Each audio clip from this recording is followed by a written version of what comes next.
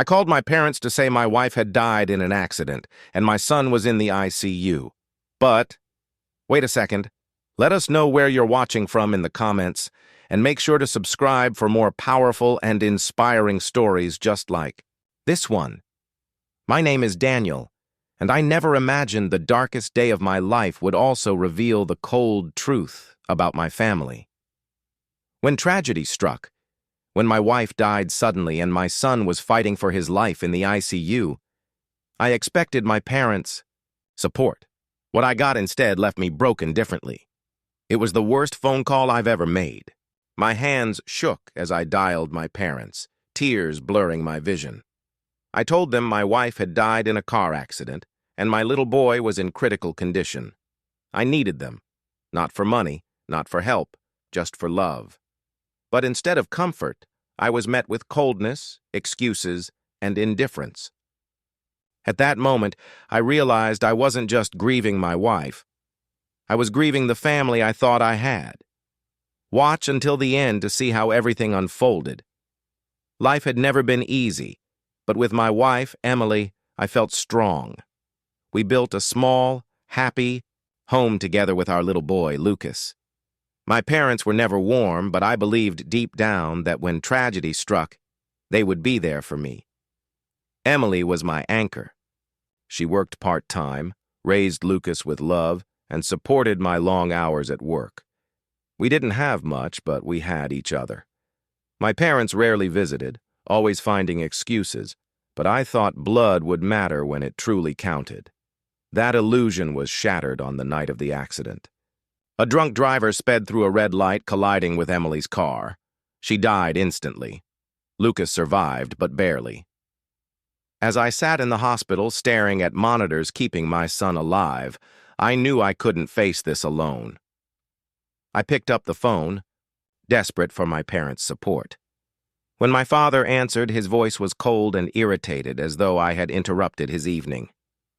I told him through sobs that Emily was gone, that Lucas was in the ICU, and I needed them. I'll never forget his reply. "There's nothing we can do. We told you not to marry her.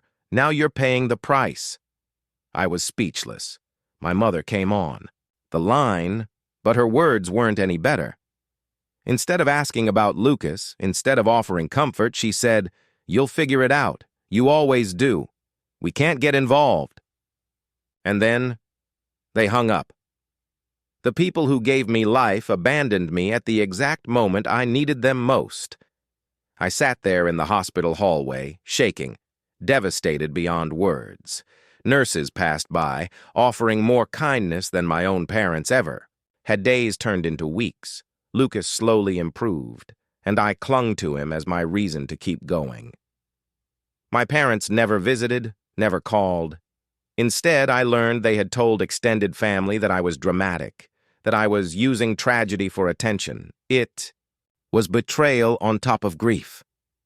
I buried my wife while my parents pretended it was none of their concern. In my darkest hours, I truly understood. Family isn't always blood. It's the people who show up when it matters. Months later, when Lucas finally came home, I tried to rebuild our lives. Then, out of nowhere, my parents reached out. Not to apologize, not to comfort, but because they needed something. My father's health was failing, and they wanted me to step in to take care of them financially and emotionally. The irony was unbearable. They had abandoned me when I begged for their love, and now they were begging for mine. I remembered every word, every silence, every moment they left me to suffer alone. I told them calmly, "You made your choice the night Emily died, and I'm making mine now." For once, the power wasn't theirs. It was mine. And I chose to protect the only family that mattered, my son. Today, I raise Lucas with the same love and loyalty I never received from my parents. Every day, I remind him that family is not defined by blood, but by presence, sacrifice, and love. Emily's absence will always hurt, but her memory drives me to be the parent she would have wanted me to be. As for my parents, they remain on the outside, strangers to the life I've built. Their betrayal taught me a hard truth. Sometimes the most incredible peace comes not from holding on, but from letting go. So I'll leave you with this. What would you do if the very people you counted on abandoned you in your darkest hour, only to return when they needed something in return?